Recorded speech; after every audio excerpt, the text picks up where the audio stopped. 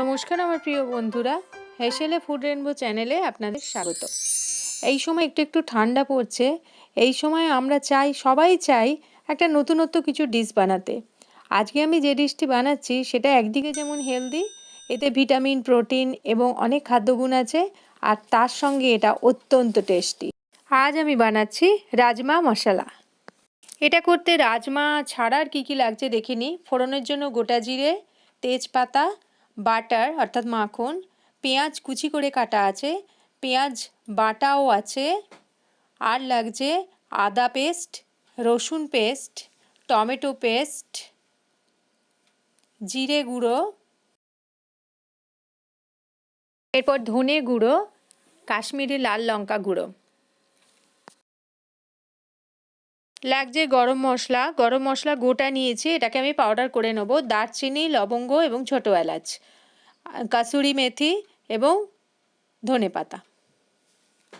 রাজমাটা নিয়ে 7-8 ঘন্টা ভিজিয়ে রেখে আমি জলটা পরিষ্কার করে ধুয়ে নিয়ে কুকারে 7টা সিটি দিয়ে নিয়েছি। দেখুন সেদ্ধ হয়ে গেছে। রাজমাটা আমি সেদ্ধ করে রেখেছি। এবার কড়াইতে বাটার নিয়ে নিচ্ছি। বাটারটা দেখুন দিয়ে দিচ্ছি। কড়াইটা একটু গরম করে নিয়েছি, নিয়ে বাটারটা দিয়ে দিচ্ছি। বাটারটা আস্তে আস্তে গলে যাচ্ছে। এটা আপনারা সাদা তেলেও করতে পারেন। দেখুন বাটারটা গলে যাচ্ছে। এবারে ফোড়নে আমি যা যা নিয়েছিলাম ফোড়নেরগুলো দিয়ে দেবো। বাটারের সঙ্গে আমি একটু রিফাইন্ড অয়েলও মিশিয়ে নিয়েছি। বাটারের সঙ্গে আমি সাদা তেলটা মিশিয়ে নিচ্ছি। যদি রাজমাটা সেদ্ধ না হয় সেক্ষেত্রে এক চুটকি একটু খাবার সোডা যদি আপনারা কুকারে দিয়ে দেন সেদ্ধ করার সময়, তাহলে খুব তাড়াতাড়ি রাজমাটা সেদ্ধ হয়ে যায়। এবার এতে আমি গোটা জিরে ফোড়ন দিয়ে দিচ্ছি। গোটা জিরেটা একটু গরম হলে অর্থাৎ খুব সুন্দর একটা ফোড়নের গন্ধ ছাড়বে, সেই সময় তেজপাতাটা দিয়ে দেবেন।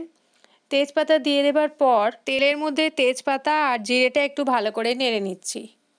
এটা ভালো করে যখন ভাজা ভাজা হয়ে যাবে, মোটামুটি একটা সুন্দর গন্ধ ছাড়বে, তারপরে আমি নেক্সট আইটেমটা এর সাথে অ্যাড করে দেবো। এতে একটু সামান্য তেল অ্যাড করে দিচ্ছি, রিফাইন্ড অয়েলই আরেকটু দিয়ে দিচ্ছি। দিয়ে এবারে আমি যে পেঁয়াজটা কুচি করে রেখে দিয়েছিলাম সেই কুচি কুচি করে কাটা পেঁয়াজটা আমি এই তেলে দিয়ে দেবো। পেঁয়াজটা আমি কিছুটা কুচি করে রেখেছি এবং কিছুটা পেস্ট করে রেখেছি। দেখুন পেঁয়াজটা এখানে অ্যাড করে দিলাম। এবার পেঁয়াজটা একটু ভাজা ভাজা হয়ে গেলে, কাঁচা গন্ধটা চলে গেলে, এতে আমি 2টো লঙ্কা দিয়ে দেবো। লঙ্কাটা মাঝখান থেকে একটু ছিঁড়ে রেখেছি, কাঁচা লঙ্কা ছিঁড়ে রেখেছি, ওই ছিঁড়ে রাখা লঙ্কাগুলো এতে দিয়ে দেবো। তারপর কিছুক্ষণ নেড়ে নিয়ে দেখুন আমি পেঁয়াজটা একটু ভাজা ভাজা করে নিচ্ছি। এরপরে এতে 2টো কাঁচা লঙ্কা দিয়ে দিচ্ছি। দেখুন কাঁচা লঙ্কাটা দেওয়া হয়ে গেলে আস্তে আস্তে আমি সমস্ত পাউডার মশলাগুলো দিয়ে দিচ্ছি। এতে দিয়ে দিলাম ধনে গুঁড়ো, এরপরে এতে অ্যাড করব জিরে গুঁড়ো। দেখুন জিরে গুঁড়োটাও দিয়ে দিচ্ছি। এরপরে এতে আমি অ্যাড করছি সমস্ত যে মশলাগুলো রেখেছিলাম একটা একটা করে দিয়ে দিচ্ছি। পেঁয়াজ বাটাটা দিয়ে দিলাম। পেঁয়াজ বাটাটা অ্যাড করে এবার তারপরে দিয়ে দিচ্ছি আদা বাটা। এরপরে আমি অ্যাড করে দিচ্ছি রসুন বাটা। দেখুন রসুন বাটাটাও দিয়ে দিচ্ছি। আমাদের চ্যানেলে রান্নাগুলি যারা দেখছেন তাদের কাছে অনুরোধ রইল চ্যানেলটিকে সাবস্ক্রাইব করে নেবার জন্য। নিচে লেখা সাবস্ক্রাইব বাটনটি প্রেস করার সাথে সাথে বেল আইকনটিকেও প্রেস করবেন, যাতে আমরা যা যা নতুন নতুন ভিডিও তৈরি করছি সেগুলো নোটিফিকেশান আপনার কাছে সবারই আগে পৌঁছে যায়। দেখুন সমস্ত আইটেমগুলো দিয়ে দিয়েছি। এবার সমস্ত আইটেমগুলো ভালো করে মিশিয়ে নিচ্ছি। যা যা ইনগ্রিডিয়েন্টস আমি নিয়েছিলাম সেগুলো সমস্ত একটা একটা করে দেওয়া হয়ে গেছে। এবার এটাকে ভালো করে মিশিয়ে নিচ্ছি। টমেটো বাটা যেটা ছিল, টমেটো পেস্ট করা ছিল, সেটা এখনও দেওয়া হয়নি। এবারে টমেটো পেস্টে যেটা করা ছিল সেটা দিয়ে দেবো। দেখুন এটা দিয়ে দিচ্ছি। দিয়ে এর সাথে কাশ্মীরি রেড মির্চি যেটা ছিল, লাল মির্চি পাউডার, সেটাকেও অ্যাড করে দেবো। দিয়ে ভালো করে মিশিয়ে নেব। একটু ভাজা ভাজা করে নেব সমস্ত উপকরণগুলিকে। দেখুন কাশ্মীরি রেড মির্চি পাউডারটাও দিয়ে দিয়েছি। দিয়ে ভালো করে মিশিয়ে নিচ্ছি।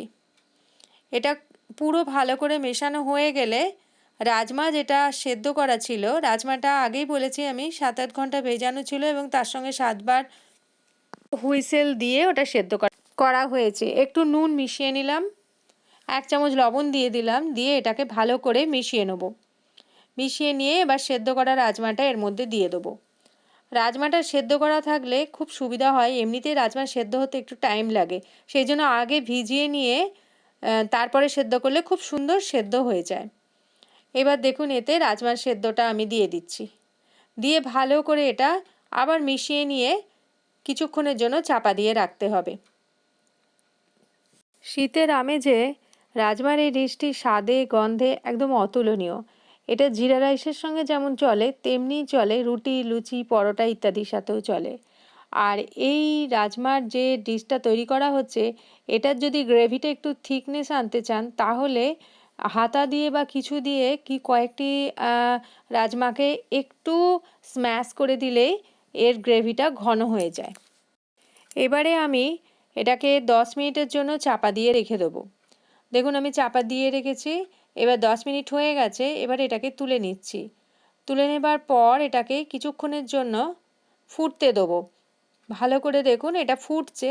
এই সময় আমি গ্রেভিটাকে থিকনেস আনার জন্য হাতা দিয়ে একটু স্ম্যাশ করে দেবো। দেখুন হাতা দিয়ে আমি এটাকে স্ম্যাশ করে নিচ্ছি। মাঝখানে মাঝখানে একটু স্ম্যাশ করে নিলে এর থিকনেসটা, গ্রেভির থিকনেসটা একটু বেড়ে যায়। দেখুন এরমভাবে করে নিচ্ছি, নিয়ে এটা আরও বেশ কিছুক্ষণ ফোটার পর এতে বাদবাকি যে গরম মশলাটা গুঁড়ো করে রেখেছি সেটাকে আমি অ্যাড করে দেবো। দেখুন হাতা দিয়ে মোটামুটি একটু স্ম্যাশ করে নেওয়ার পর একটু থিকনেস বেড়েছে গ্রেভিটার। এবার এটার মধ্যে এটা একটু ফুটছে, এবার এতে আমি গরম মশলা গুঁড়োটা অ্যাড করে দিচ্ছি। দেখুন গরম মশলাটা গুঁড়ো করে রেখেছিলাম সেটাকে অ্যাড করে দিলাম, দিয়ে এটা ভালো করে একটু মিশিয়ে নেব। এবং নামাবার আগে এটাতে আমি কসুরি মেথি যেটা রেখেছিলাম হাত আগেই ক্রাশ করে রেখেছিলাম সেটা ওপরে ছড়িয়ে দিচ্ছি, আর তার সঙ্গে এতে অ্যাড করে দিচ্ছি ধনেপাতা কুচি। ধনেপাতাগুলোকে রেখেছিলাম সেগুলোকেও কুচি করে নিয়েছি, নিয়ে এতে অ্যাড করে দিলাম।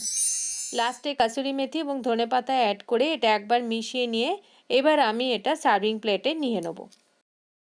রাজমা মশলাটা একদম রেডি হয়ে গেছে। এবারে এটাকে আমি নামিয়ে নেব। এটা এত সুন্দর গন্ধে মোমো করছে চতুর্দিক, দেখেই মনে হচ্ছে যেন যে খুব সুন্দরই একটা ডিশ হতে চলেছে। দেখুন এটা হয়ে গেছে, এবারে আমি এটাকে তুলে নিচ্ছি। এই রাজমা মশলাটা আপনারা বাড়িতে বানাবেন, এটা একদম অন্য রকমের একটা ডিশ। একঘেয়ে আনাজ খেতে যখন আর ভালো লাগছে না, তখন সবজির তরকারি যখন খেতে ভালো লাগে না, তখন এই রাজমার ডিশটা বানিয়ে দেখবেন। অসাধারণ একটা ডিশ, এটা স্বাদে গন্ধে অতুলনীয়। কাসুরি মেথি এবং ধনেপাতা দিয়ে আমি এটাকে গার্নিশিং করে নিচ্ছি। আপনারা এটা বাড়িতে বানিয়ে খাবেন, কেমন হলো আমাকে কমেন্ট বক্সে অবশ্যই জানাবেন। আর নতুন নতুন রেসিপি পাওয়ার জন্য আমাদের চ্যানেলটিকে অবশ্যই সাবস্ক্রাইব করে রাখুন, আর পাশের বেল আইকনটিকেও অবশ্যই প্রেস করবেন।